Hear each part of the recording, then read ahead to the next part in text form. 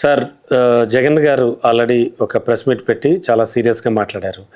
ఇవాల్టి press meet సంగతి పక్కన పెడితే కనుక గతంలో కూడా అంటే మొన్నటికి మొన్న మాట్లాడినప్పుడు కానీ అంతకుముందు మాట్లాడినప్పుడు కానీ చాలా తీవ్రమైనటువంటి స్వరాలు అంటే వినిపిస్తూ ఉన్నారు.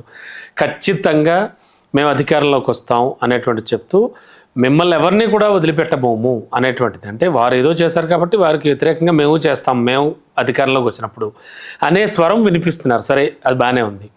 అయితే ఒకవేళ ఖచ్చితంగా 2029లో ఏదో ఒకటి జరిగి జగన్మోహన్ రెడ్డి గారు మళ్ళీ అధికారంలోకి వస్తే టీడీపీ వాళ్ళ పరిస్థితి ఏమిటి? అసలు సిచ్యువేషన్ ఒకసారి ఊహించుకుంటేనే అంటే ఎలా ఊహించాలి దీన్ని? ఏమనిపిస్తోందంటారు? నిన్న కూడా చాలా సీరియస్గా ఆయన వార్నింగ్ ఇచ్చారు. అండ్ ఇవాళ క్యాబినెట్ ఇవాళ ప్రెస్ మీట్లో కూడా ప్రెస్ మీట్లో కూడా చాలా గట్టిగానే మాట్లాడారు. ఏమనిపిస్తుంది సార్? ఎలా ఆలోచించాలి? అంటే ఒకవైపు కేసులు ముంపే కేసుల ముంపు ముంచుకొస్తుంది. అదొకటి మర్చిపోయాను మిమ్మల్ని అడగడం. ఆ లిక్కర్ స్కామ్కి సంబంధించి ఖచ్చితంగా ఆయన అరెస్ట్ ఉంటుంది, అరెస్ట్ ఉండదు, ఈ స్పెక్యులేషన్స్ గట్టిగా అరెస్టు తాడేపల్లి ప్యాలెస్ ముంగిటకు వచ్చేసింది అరెస్టు అనేది ప్రధానంగా తెలుగుదేశానికి సంబంధించినటువంటి మీడియా గత 10 రోజుల నుంచి ప్రపంచాన్ని ప్రిపేర్ చేస్తోంది. ఈరోజు రేపు జగన్ అరెస్ట్ ఖాయం అన్న పద్ధతిలో వాళ్ళు అండ్ మరో అడుగు ముందుకేసి మహానాడు డేట్ కూడా పెట్టారు కొంతమంది, అంటే మహానాడు ముందంటారు కొంతమంది. అదే ఇవన్నీ చెప్తున్నారు. అంటే ఇది టూ ఎర్లీ అవుతుందని, టూ ఎర్లీ కాదని ఇలాంటి చర్చలన్నీ జరిగిపోతున్న సందర్భంలో దీన్ని కంట్రోల్ చేయడానికి ఒక డిఫెన్స్ మెకానిజంలో భాగంగా ఆయన మీడియా ముందుకు వచ్చి మాట్లాడి ఈ రోజున మీరు చేస్తారు, రేపు పొద్దున్న నేను చేస్తాను అంటే దీన్ని ఇంకొక రకంగా అన్వయిస్తే నిన్న నేను అరెస్ట్ చేశాను కాబట్టి ఈరోజు నన్ను అరెస్ట్ చేయడానికి వస్తున్నారు మీరు, రేపు మళ్ళీ నేను వస్తాను అప్పుడు అరెస్ట్ చేస్తాను అంటే నేను అధికారంలోకి వస్తే మిమ్మల్ని అరెస్ట్ చేస్తా, మీరు అధికారంలోకి వస్తే నన్ను అరెస్ట్ చేయండి అనేది ఒక మ్యూచువల్ అండర్స్టాండింగ్ ప్రోగ్రామ్గా నడుస్తోంది. ఇది ప్రమాదం. అంటే ఒక పార్టీ అధికారంలోకి వస్తే ఇంకో పార్టీ పూర్తిగా జైల్లోకి వెళ్ళిపోవాలా, ఇది ప్రజాస్వామికమా అనే ప్రశ్న అవుట్ సైడర్ వేయాలి, బయట నుంచి రావాలి. కానీ ఎవరు ఆగుతారు?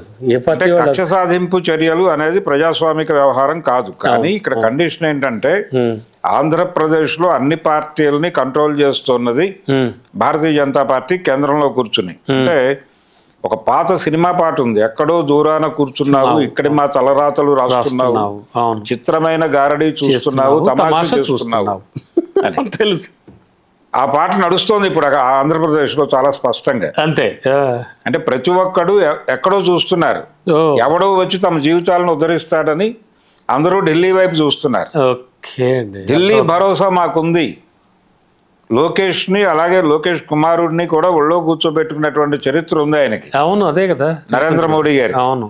కాబట్టి వారు మాతోనే ఉన్నారు, మా ఉప ముఖ్యమంత్రికి చాక్లెట్ పెట్టారు కాబట్టి వాళ్ళ భరోసా ఉంటే వాళ్ళ భరోసాతో మేము జగన్ని ఏదైనా చేయగలమని వీళ్ళు అలాగే తెలుగుదేశం పార్టీని తప్ప భారతీయ జనతా పార్టీని ఒక మాట అండి ఆయన. అవును, చంద్రబాబుని మాట్లాడతారు తప్ప చంద్రబాబుకి భరోసాగా ఉన్నటువంటి భారతీయ జనతా పార్టీ గురించి కూడా మీరు మాట్లాడాల్సింది. చంద్రబాబుని అరెస్ట్ చేసినప్పుడు కూడా కేంద్ర హోంశాఖ అనుమతి తీసుకునే చేశారు, అది క్లియర్. ఇప్పుడు కూడా జగన్మోహన్ రెడ్డి అరెస్ట్ అనేది కేంద్ర హోంశాఖ ఆశీర్వాదంతోనే జరిగితే అంతే కదా. ఈ ఆశీర్వాదం ఇవ్వద్దు మీరని మాట్లాడాలి కదా, వాళ్ళ గురించి మాట్లాడాలి కదా బహిరంగ వేదికల మీద, వార్నింగ్ ఇవ్వాల్సింది వాళ్ళకి కదా, అది చేయరు. వాళ్ళ ఉద్దేశం ఏంటి? జగన్మోహన్ రెడ్డిని పేపర్ వెయిట్గా ఉంచారు. అంటే చంద్రబాబు అనే పేపర్ గనక లేస్తే దాన్ని కట్టడి చేయడానికి ఒక పేపర్ వెయిట్ ఉండాలి కాబట్టి జగన్ని లైవ్లో ఉంచారు. లేకపోతే జగన్ ఎప్పుడో లోపలేసి ఉండేవాళ్ళు. అంతే, వాళ్ళ చేతిలో పని. ఈ పేపర్ వెయిట్ అవసరం లేదు వీళ్ళు పూర్తిగా. అంటే చంద్రబాబుని పూర్తిగా నమ్మటం లేదు నరేంద్ర మోడీ అనేది ఒక నేరేటివ్ ఉంది. అవును, చంద్రబాబు తన మీద తనకు విశ్వాసం కల్పించగలిగితే అక్కడ లేదు నేను జీవితాంతం మీకు స్లేవరీ చేస్తాను లాంటి భరోసా వాళ్ళకి కల్పించగలిగితే అప్పుడు జగన్కి వ్యతిరేకంగా ఏదైనా చర్యలు ఉంటాయి. ఆ మేరకు సరెండర్ అయిపోయారు వీళ్ళు. ఆ సరెండర్ అయిపోయి వాళ్ళ ఆశీర్వాదంతోనే ఈ హడావిడి జరుగుతోంది అనే అభిప్రాయం కూడా చాలా మందిలో ఉంది ఆంధ్రప్రదేశ్. ఓకే. కాబట్టి ప్రపంచం అంతా చాలా ఈగర్గా చూస్తోంది తాడేపల్లి ప్యాలెస్ వైపు. ఏ క్షణంలో పోలీసులు లోపలికి వెళ్ళి ఆయన బయట తీసుకొస్తారు అనే ఉత్సాహం ఉంది. కానీ అరెస్టుని ఆయన భరోసా కూడా అదే. ఆయన కూడా ఢిల్లీ వైపే చూస్తున్నాడు. ఢిల్లీ తనని కటాక్షిస్తుంది, తన అవసరం ఢిల్లీకి ఉంది. కాబట్టి తన్ని ప్రొటెక్ట్ చేస్తుంది ఢిల్లీ అని చూస్తున్నాడు ఆయన. రోజు ఢిల్లీ వైపు తిరిగి ప్రార్థనలు చేస్తున్నాడు ఆయన 3 పూట్ల. తనని తిరిగి ముఖ్యమంత్రిని కూడా చేస్తారు వాళ్ళని భావిస్తున్నాడు. అంతే. తనని తిరిగి ముఖ్యమంత్రిని చేస్తే తిరిగి పవర్ వస్తే, తనకి పవర్ రావటం అంటే చంద్రబాబు నాయుడు సీన్లోంచి తప్పుకోవటం. ఆ తప్పుకున్న చంద్రబాబు నాయుడుని అరెస్ట్ చేయడం తనకు అప్పుడు తేలిక అవుతుంది. అందుకని ఈరోజు ప్రెస్ మీట్లో వార్నింగ్ ఇచ్చాడు ఆయన. ఓకే అండి. అండ్ విజయసాయి రెడ్డి గారిని కూడా చాలా తీవ్రమైన పదజాలంతో, అంటే అఫ్ కోర్స్ మరి అంటే చాలా గట్టిగానే మాట్లాడారు ఆయన గురించి. అంటే జనరల్గా జగన్ గారు అంతలా మాట్లాడరు విజయసాయి రెడ్డి గారి గురించి. ఆయన గురించి కూడా కొన్ని వ్యాఖ్యలు చేశారు. అంటే వీళ్ళందరినీ ఏమంటాడంటే ఆయన ఉద్దేశంలో వీళ్ళందరూ ద్రోహులే, అంటే పార్టీ ద్రోహులుగా ప్రకటించారు. అవును. ఇలాంటి ప్రకటన వస్తుందని విజయసాయి రెడ్డి గతంలోనే చెప్పాడు. నేను లొంగుబాటుదారుడిగా, నన్ను లొంగుబాటుదారుడిగా చూస్తున్నాడు ఆయన అనే మాట వాడాడు. కాబట్టి ఇది కొత్త వ్యవహారం కాదు. ఆయన ధోరణిలో ఓపెన్ అయ్యి అంటే ఒక రకంగా రావణ సభలో విభీషణుడు గురించి రావణుడు వ్యాఖ్యానించినట్టుగా వ్యాఖ్యానించాడు ఈయన. ఏది విజయసాయి రెడ్డి గురించి మాత్రమే కాదు, ఇంకా చాలామంది. ఇది పార్టీ నుంచి బయటకు వెళ్ళాలనే మూడున్న వాళ్ళని కంట్రోల్ చేయటం కోసం మాట్లాడిన మాటలు. అలాగే విజయసాయి రెడ్డి లాంటి వాళ్ళు రకరకాల అంటే అప్రూవర్స్గా మారుతారు వీళ్ళు అనేది ఒక అండర్స్టాండింగ్ ఉంది. ఈ కేసుల్లో అప్రూవర్లుగా మారి సాక్ష్యాలన్నీ అక్కడ కుమ్మరిస్తే బసిరెడ్డి మీద కూడా డౌట్ ఉంది. కసిరెడ్డి మీద కూడా డౌట్స్ ఉన్నాయి. ఆయన అప్రూవర్గా మారుతాడేమో అనేటువంటి సందేహాలు ఉన్నాయి. సో ఈ అప్రూవర్లుగా మారబోతున్నటువంటి వాళ్లకు చిన్న వార్నింగ్ లాంటిది కూడా ఇవ్వాల్సిన అవసరం ఉంది అని భావిస్తున్నాడు ఆయన. ఓకే అండి. అందుకని ఆ ప్రస్తావన తీసుకొచ్చి వాళ్ళకు కూడా వార్నింగ్ ఇచ్చేసి తన బాధ్యతను నిర్వహించాడు ఆయన. సార్, టీడీపీ ఏమైనా భయపడుతుందంటారా? జగన్మోహన్ రెడ్డి మళ్ళీ ముఖ్యమంత్రి అయిపోతాడేమో, అయితే మా పరిస్థితి ఏమిటి అనేటువంటి భయాలు ఏమైనా ఉన్నాయి వాళ్ళకి? ఇప్పుడు జగన్మోహన్ రెడ్డి మాట్లాడిన మాటలు వాటి తాలూకా భయం ఏదైనా వాళ్ళలో కలిగితే వాళ్ళు బీజేపీకి మరింతగా అటాచ్ అవుతారు. అంటే ఈయన ఏం మాట్లాడినా కూడా జగన్మోహన్ రెడ్డి ఆయన మైనస్ చేసుకుంటున్నట్టు ఉంటుందంటారా? టీడీపీకి ప్లస్ అయిపోతుందా? అంటే వాళ్ళు మరింతగా అటాచ్ అయిపోయి, అంటే భారతీయ జనతా పార్టీ నిర్ణయం తీసుకుంటారు. ఈ బంధం ఫెవికాల్ బంధం వాళ్ళు డెసిషన్ తీసుకోవాలి. చంద్రబాబు నాయుడు గారి మాటలు మనం నమ్మచ్చు, ఏం కాదు, చంద్రబాబు మన దొడ్లో మనిషి అని వాళ్ళు ఫీల్ అయితే అప్పుడు మాత్రమే అరెస్ట్కి గో హెడ్ అంటారు, లేదంటే హోల్డ్ చేస్తారు. ఓకే, వాళ్ళు హోల్డ్ చేస్తారనే భరోసాతో ఆయన ఉన్నాడు జగన్మోహన్ రెడ్డి.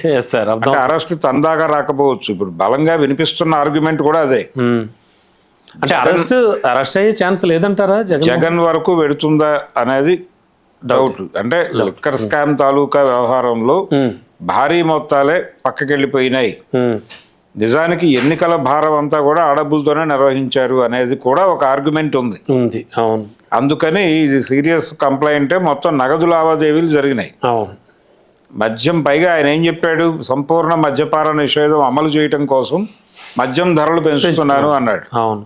ఈ పెంచుతున్నాను అన్న తర్వాత క్యాష్ ట్రాన్సాక్షన్స్ లో చాలా డబ్బులు పక్కకెళ్ళిపోయింది. హవాలా మార్గాల్లో అది తరలు వెళ్ళిపోయింది. కాబట్టి వీటి తాలూకా ట్రేసెస్ కనుక తీస్తే రూట్లో ఆయన డిటెక్ట్ అయ్యే ప్రమాదం ఉంది జగన్. ఓకే. కాకుండా అక్కడ ఆ ఏరియాలో ఎవరినైనా ఒక డమ్మీని పెట్టి దాన్ని క్లోజ్ చేసేసి, అంటే ఉత్సవ విగ్రహం అంటాం మనం, అంటే ఒక ఉత్సవ విగ్రహాన్ని ఎవరన్నా ఏర్పాటు చేసి ఈ ప్రోగ్రాం ఆ వ్యక్తి మీదుగా జరిగిపోవడానికి కూడా రంగం సిద్ధం చేసుకుంటున్నారు. ఓకే అండి. రంగం సిద్ధం చేసుకుని ఆ మేరకు ఎక్స్క్యూజ్ అక్కడి నుంచి దొరకాలి. అది కూడా ఢిల్లీ నుంచి రావాల్సిన సిగ్నలే. ఢిల్లీ ఏదో మేరకు పాజిటివ్గా ఉంటే ఈయన ఇక్కడ ఉత్సవ విగ్రహాన్ని ప్రదర్శిస్తాడు. ఆ ప్రదర్శన కార్యక్రమం చేయడానికి అనుమతి లభించడం లేదా అని ఆ టెన్షన్లో జగన్ ఉన్నాడు. ఓకే అండి. వీళ్ళేమో జగన్ మీద ఏదో రకంగా కక్ష సాధించేస్తే అప్పుడు కేడర్ సంతృప్తి చెందుతుందనేది తెలుగుదేశం గొడవ. ఓకే అండి. జగన్ గారు అరెస్ట్ ఉంటుందా ఉండదా? అరెస్ట్ మ్యాక్సిమం ఉండే అవకాశాలు తక్కువే. ఎందుకంటే అది సింపతిగా మారే ప్రమాదం ఉంది అనేటువంటి ఒక సందేహం. అదైతే ఆలోచిస్తుందా టీడీపీ? ఖచ్చితంగా. ఎందుకు వచ్చిన గోల అంటే చంద్రబాబు నాయుడు గారిని అరెస్ట్ చేసినందుకు మళ్ళీ అధికారం ఇచ్చేశారు, ఈ టైప్లో ఏమైనా ఆలోచిస్తుందంటారా? ఉంది. అయితే ఇది టైం ఉంది కాబట్టి దీని ఇంపాక్ట్ ఇప్పుడు అరెస్ట్ చేస్తే దీని ఇంపాక్ట్ వచ్చే ఎన్నికల దాకా సస్టైన్ చేయటం కోసం వాళ్ళు చాలా కష్టపడాల్సి ఉంటుంది వైఎస్ఆర్సీకి. ఓకే. అంత కష్టపడే పరిస్థితి ఉందా అక్కడ అది అనేది. ఓకే. ఇప్పుడు దీనికి ఒక రెఫరెన్స్లోకి వెళ్ళి 2014 ఎలక్షన్స్ కంటే ముందు కాంగ్రెస్ పార్టీ జగన్ అరెస్ట్ చేసింది. ఎన్నికలతో సంబంధం లేదు. ఆయన అరెస్ట్ అయ్యాడు, బయటకు వచ్చిన తర్వాత రాష్ట్ర విభజన ఇవన్నీ జరిగిన తర్వాత ఎప్పుడో ఎలక్షన్స్ వచ్చినప్పటికీ ఆ అరెస్ట్ తాలూకా ప్రభావం వలన ఆయనకి గణనీయమైన స్థాయిలో ఓట్లు అయితే పడ్డాయి, సీట్లు గెలుచుకున్నాడు ఆయన. కానీ అంటే తెలుగుదేశం పార్టీ, భారతీయ జనతా పార్టీ, జనసేన కూటమే 2014 ఎన్నికల్లో గట్టి ఝలక్ ఇవ్వగలిగాడు ఆయన. అవును అవును. కాబట్టి ఇది ప్రమాదం. ఈ రోజున చేసి రేపు పొద్దున జనం మర్చిపోతారు అనుకునే అవకాశం ఉందా లేదా అనే ఒక డౌట్ ఉంది తెలుగుదేశానికి. ఆ డౌట్ ఉండి ఆచితూచి వ్యవహరిస్తున్నారు. కానీ ఆ చుట్టుపక్కల అందులో ప్రదర్శించినటువంటి రకరకాల పేర్లు ఉన్నాయి ఆల్రెడీ. ఆ పేరుల్లో గోవిందప్ప పేరుంది, భారతీయ సిమెంట్స్తో లింక్ అయి ఉన్నాడు ఆయన, అకౌంటెంట్. వీళ్ళందరికీ ముంపు ఉంది. ఈ అరెస్టుల నేపథ్యంలో ఒక ఉత్సవ విగ్రహాన్ని కూడా ప్రజెంట్ చేసేస్తే ఓకే, ఆ వ్యవహారం నుంచి తను పూర్తిగా పక్కకి వెళ్ళిపోవచ్చు అనే ఆలోచనతో ఆయన ఉన్నాడు. ఇలా ఎవరి వ్యూహాల్లో వాళ్ళు ఉన్నప్పటికీ అందరికీ కూడా క్లియరెన్స్ ఇవ్వాల్సింది ఢిల్లీనే. అంతే. ఇప్పుడు జగన్ అరెస్టు జరగాల వద్దా అనేది చంద్రబాబు డెసిషన్ కాదు, ఢిల్లీ నుంచి వాళ్ళు చెప్తేనే అవుతుంది, జరగాలి. వాళ్ళు చెప్తే తప్ప జరగదు. వాళ్ళు ఇతర కష్టాల్లో ఉన్నారు. ఇప్పుడు అంతర్జాతీయ సమస్యల్లో ఢిల్లీ ఉంది. అందుకని దీని మీద నిర్ణయం తీసుకునే మూడ్లో లేరు. అవును. అందుకని ఇది సాచివేత ధోరణి నడుస్తుంది. ఈ లోపల తెలుగుదేశం మీడియా ఈ క్షణము ఈరోజు రేపు తెల్లారుజామున తాడేపల్లి ప్యాలెస్ను చుట్టుముట్టబోతున్నటువంటి పోలీసులు ఇలాంటి వార్తలన్నీ చలామణిలో చేసుకుంటారు. అంతే అంతే. కానీ అక్కడేం జరగదు. అక్కడేం జరగదు. అర్థమైంది సార్. Thank you.